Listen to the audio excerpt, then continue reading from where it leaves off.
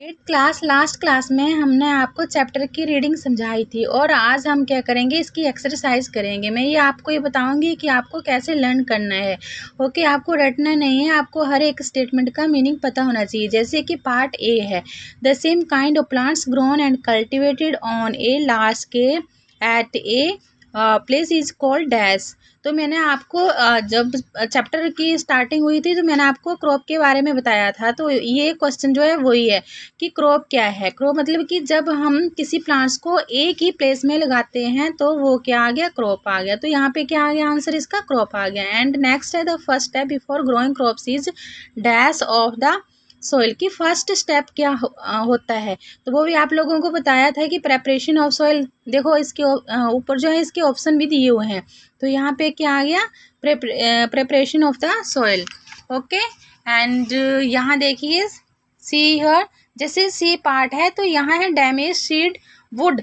मैंने ये भी बताया था कि जब हम सीड लगाते हैं तो सबसे पहले हमें क्या करना चाहिए कि गुड क्वालिटीज़ के सीड्स को देखते हैं। तो यहाँ पे क्या लिखा है, डैमेज सीड, मतलब जो सीड खराब होते हैं तो उनकी मतलब जैसे हम लगाएंगे तो क्या होगा, उसकी ग्रोथ नहीं होगी ना। तो हमें कैसे पता लगता है कि जैसे हम क्या करते हैं, सीड्स को पानी में डालते हैं तो जो सीड्स खराब होते हैं वो क्या होता है, पानी के ऊपर फ्लोट करते हैं। इसी तरह डी देखिए, for growing a crop sufficient sunlight water and minerals from the soil are essential. Okay, कि मतलब क्रॉप के लिए क्या क्या जरूरी है, सनलाइट भी जरूरी है, पानी की ज़रूरत होती है एंड मिनरल्स की। एंड सेकंड पार्ट यहाँ देखिए, ये है मैचअप।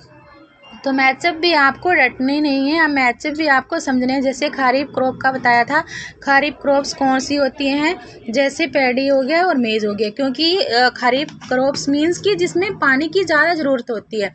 रबी क्रॉप्स का क्या आ गया, वीड्स आ गया, ग्राम आ गया एंड पी आ गया, जिसमें कम पानी की ज़रूरत होती है। केमिकल फर्टिलाइजर्स मैंने आपको बताया था कि जो फैक्ट्रीज में तैयार किया जाता है, जैसे कि यहाँ देखिए ये इसमें आ गया urea and super phosphate. And इसके बाद आ गया organic manure. Organic manure means कि जो खेतों में तैयार किया जाता है, जो खाद हम खेतों में तैयार करते हैं, दैट इज जैसे यहाँ पे दे रखा है एनिमल एक्सक्रेटा एंड काउ डंक। ये मैंने आपको जब चैप्टर रीड करवाया था, समझाया था, तब मैंने आप लोगों को बताया था। इसी तरह क्वेश्चन नंबर 3 देखिए, इसमें एग्जाम्पल देने हैं खरीफ क्रॉप्स के। खरीफ क्रॉप के यहाँ पे दे रखे हैं तो आप इसमें से लिख सकते हैं, ठीक है। इसके बाद यहाँ रबी क्रॉप्स का है तो रबी क्रॉप्स का भी जस्ट ऊपर आप लोगों को समझाया। इसी तरह क्वेश्चन नंबर 4 जो है वो भी सेम है। देखो इसके क्या पैराग्राफ लिखना है। अगर आपको हिंदी में समझ आ गया तो आप इंग्लिश में भी इजीली लिख सकते हैं। प्रिपरेशन ऑफ सॉइल मतलब मिट्टी को तैयार करना, ठीक है। उसके सॉइल मतलब बीज लगाना, मैंने आपको बताया था। बीडिंग होते हैं कि जो वीड्स मतलब जो एक्स्ट्रा प्लांट की जो ग्रोथ होती है वहाँ पे, जैसे हमने सपोज करो यहाँ पे क्या किया है, यहाँ पे के क्रॉप्स लगाई है, फसल लगाई है, जैसे कि मक्के की लगाई है, ठीक है। तो जो एक्स्ट्रा प्लांट होते हैं वहाँ पे, ग्रास सपोज करो जैसे ग्रास है तो उसको हम रिमूव करते हैं। कई फार्मर क्या करते हैं, खुरपी की हेल्प से करते हैं, या फिर आजकल क्या है केमिकल जो है वो भी स्प्रे किया जाता है। तो वो जो ग्रास को जो रिमूव करने की जो प्रोसेस होती है उसको क्या कहते हैं, वीडिंग कहते हैं, ठीक है। इसके बाद डी पार्ट आ गया थ्रेशिंग। थ्रेशिंग भी मैंने आप लोगों को बताया था कि जब फसल जो है वो मैच्योर हो जाती है, ठीक है, पक जाती है, तो उसके बाद उसकी क्या किया जाता है, कटाई की जाती है, दैट इज कॉल्ड थ्रेशिंग। तो आप लोग देखो इजली ये जो, अगर जैसे मैं आप लोगों को हिंदी में समझा रही हूँ तो आपको इजली जो इनके आंसर है वो इजली आप लोग याद कर सकते हैं। 5 में भी देखो क्या है, यहाँ पे फर्टिलाइज़र है, यहाँ पे मैन्योर। फर्टिलाइज़र मतलब जो फैक्ट्रीज में तैयार की जाती है, मैन्योर मतलब कि जो हम खेतों में खुद तैयार करते हैं। जैसे काउ डंक बताया था ना आप लोगों को, जो कैटल डंक हो गया, फैलो डंक हो गया, या फिर जो प्लांट्स रेजिड्यू होता है, ठीक है। इसी तरह मैंने इरिगेशन भी बताया था। इरिगेशन मतलब सिंचाई करना, कि प्लांट्स को लगाने के बाद उनका क्या करते हैं, उनको पानी की ज़रूरत पड़ती है। तो इसके बाद इन्होंने बोला है कि इसके 2 मेथड्स बताओ। तो 2 मेथड्स में 1 आ गया स्प्रिंकलर मेथड एंड 2 सेकंड है ड्रिप मेथड्स। तो भी उसमें भी ड्रिप मेथड में क्या होते हैं कि जो पानी है वो रूट्स, जैसे यहाँ सपोज करो प्लांट है तो जो पानी है वो सिर्फ रूट्स में ही जाएगा। और स्प्रिंकलर में क्या होते हैं, वो पानी जो है वो जैसे बारिश होती है वैसे ही पानी खेतों में जाता है।